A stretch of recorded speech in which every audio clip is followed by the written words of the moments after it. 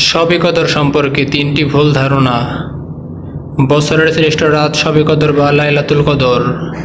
এটি হাজার মাসের চেয়েও শ্রেষ্ঠ। পবিত্র কোরআনে ইরশাদ হয়েছে, আমি তা কোরআন লাইলাতুল কদরে অবতীর্ণ করেছি। জানো কি লাইলাতুল কদর কি? লাইলাতুল কদর হাজার মাসের চেয়েও উত্তম। এই রাতের ফজিলত সম্পর্কে হাদিসে বর্ণিত হয়েছে।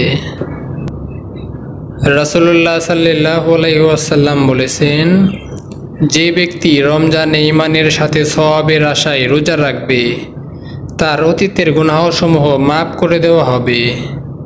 এবং যে ব্যক্তি ঈমানের সাথে সওয়াবের আশায় লাইলাতুল কদরে রাত জেগে দাঁড়িয়ে সালাত আদায় করবে, তার অতীতের গুনাহসমূহ মাফ করে দেওয়া হবে। প্রত্যেক মুসলমানের হৃদয়ের মহিমান্বিত এই রাতের বরকত হাসিলের আকাঙ্ক্ষা থাকে। তবে এই রাতকে কেন্দ্র করে কিছু ভুল ধারণা প্রচলিত হয়ে আছে আমাদের সমাজে। এখানে তিনটি ভুল ধারণার কথা তুলে ধরা হলো।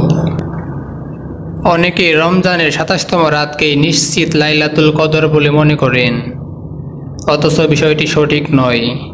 রমজানের শেষ দশকের যে কোনো বেজোর রাতেই হতে পারে লাইলাতুল কদর। হযরত আয়েশা রাহমাতুল্লাহ আলাইহা বলেন, রাসূলুল্লাহ সাল্লাল্লাহু আলাইহি ওয়াসাল্লাম ইরশাদ করেছেন, তোমরা মাহে রমজানের শেষ দশকের বেজোর রাতগুলোতে লাইলাতুল কদর তালাশ করো। লাইলাতুল কদরে গোসল করার বিশেষ ফজিলত ও সওয়াব আছে বলে মনে করেন অনেকে। ইসলামের দৃষ্টিতে বিষয়টি সঠিক নয়। যারা ফজিলতের কথা বলেন তাদের দলিল হলো একটি দুর্বল হাদিস, যা মূলত রমজানের শেষ 10 রাতের প্রতি মাগরিব ও এশার মধ্যবর্তী সময়ে নবীজির গোসল করার কথা জানায় ইবনে রজব। তবে এর সাথে শবে কদরের কোনো সম্পর্ক নেই এবং এর কোনো ফজিলত বর্ণিত হয়নি। এই রাতের বিশেষ নামাজ, এর নিয়ত রাকাত সংখ্যা, বিশেষ সূরা ইত্যাদি নিয়ে অনেক কথা শোনা যায়। কেউ কেউ বলেন, এক রাকাতে সূরা কদর, অন্য রাকাতে সূরা ইখলাস পড়া হবে। ইসলামে এসব কথার কোনো ভিত্তি নেই।